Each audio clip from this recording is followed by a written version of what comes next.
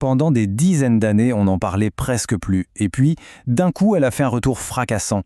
L'inflation s'est invitée partout, dans toutes les conversations et surtout dans nos portefeuilles.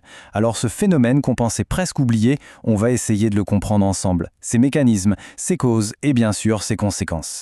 C'est la question que tout le monde s'est posée ces derniers temps, en faisant les courses, en regardant ses factures d'énergie ou simplement en passant à la pompe. Cette impression que tout flambe, ce n'est pas juste une impression. C'est une réalité économique assez complexe et on va la décortiquer. Alors comment on en est arrivé là ?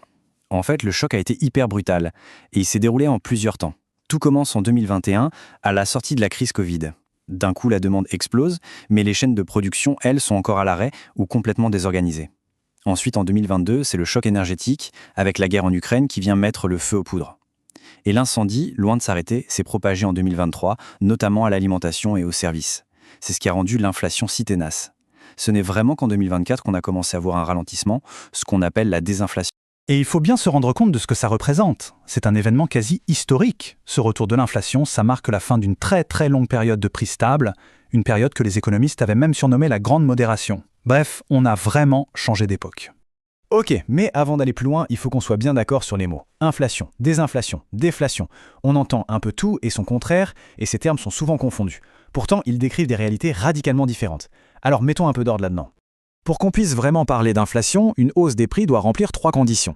D'abord, elle doit être généralisée. Ce n'est pas juste le prix des tomates qui augmente, c'est vraiment l'ensemble des prix. Ensuite, elle doit être durable, pas juste un petit coup de chaud passager. Et enfin, elle est cumulative, c'est-à-dire qu'elle a tendance à s'auto-entretenir. En fait, pour le dire simplement, c'est notre argent qui perd de sa valeur. Attention, attention au piège de la désinflation. Ça ne veut surtout pas dire que les prix baissent. Non, non, ils continuent d'augmenter, mais juste moins vite qu'avant. Par exemple, si l'inflation passe de 10% à 2%, c'est une bonne nouvelle, l'incendie se calme, mais le coût de la vie a quand même augmenté de 2% sur l'année.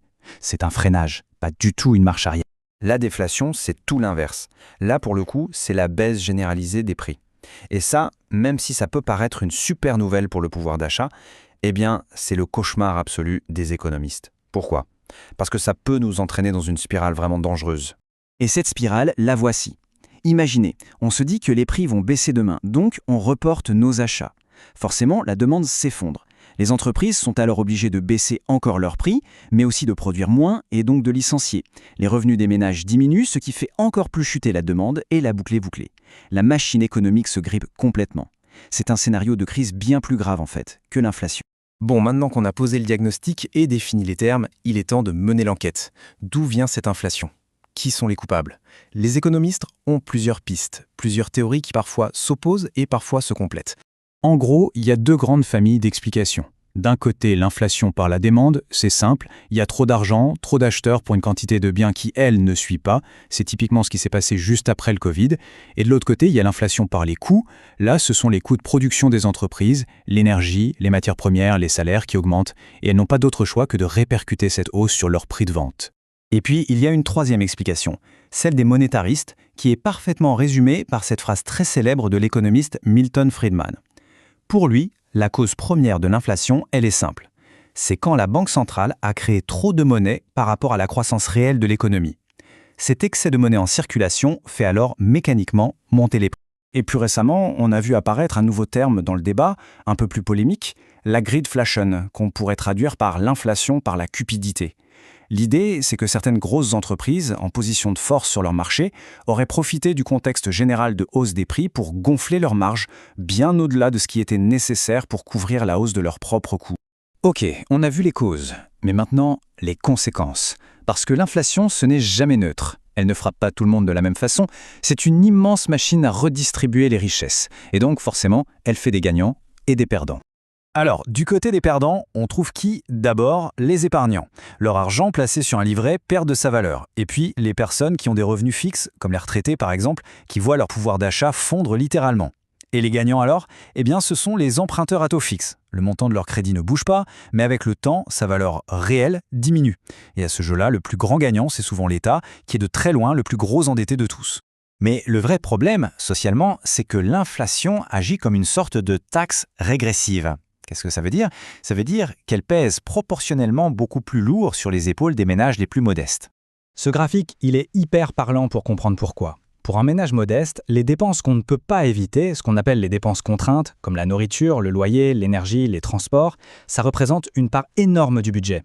On le voit bien, ça peut facilement dépasser la moitié des dépenses totales. Donc forcément, quand les prix de ces produits de base s'envolent, l'impact est immédiat et très violent. Alors, face à cette surchauffe de l'économie, qui peut agir? Qui est en première ligne pour calmer le jeu? Ce sont les banques centrales. Leur mission numéro 1, c'est justement de garantir la stabilité des prix. Voyons un peu comment elles s'y prennent. Leur boussole, leur objectif, leur Graal, c'est ce chiffre, 2%. La Banque centrale européenne, par exemple, estime qu'un taux d'inflation autour de 2% sur le moyen terme, c'est le niveau parfait. C'est le signe d'une économie en bonne santé, qui n'est ni en surchauffe, ni en train de geler sur place. Pour atteindre cet objectif, leur arme principale, c'est de jouer sur les taux d'intérêt. Alors comment ça marche? C'est une sorte de réaction en chaîne. D'abord, la Banque centrale augmente ses taux directeurs. Du coup, les prêts des banques commerciales deviennent plus chers. Pour les ménages, les entreprises, ça devient donc plus coûteux d'emprunter pour acheter une maison, une voiture ou pour investir. Résultat, la consommation et l'investissement ralentissent, ça calme l'activité économique et au final, ça réduit la pression sur les prix. Mais attention, il faut être très clair. Ce remède, il est souvent amer. Pour faire tomber la fièvre de l'inflation, la Banque centrale doit volontairement refroidir l'économie. Et ça comporte un risque, celui de provoquer un ralentissement et parfois même une récession. C'est un équilibre très très délicat à trouver. Et on termine avec la grande question, celle qui est un peu sur toutes les lèvres pour l'avenir. Est-ce que cette longue période d'inflation très basse, quasi nulle qu'on a connue, est-ce qu'elle est définitivement terminée ? Certains pensent que oui, entre la transition écologique qui va coûter cher et une forme de démondialisation qui rend les produits plus chers à fabriquer, il est tout à fait possible qu'on soit entré dans une nouvelle ère avec une inflation structurellement plus élevée. Seul l'avenir nous le dira.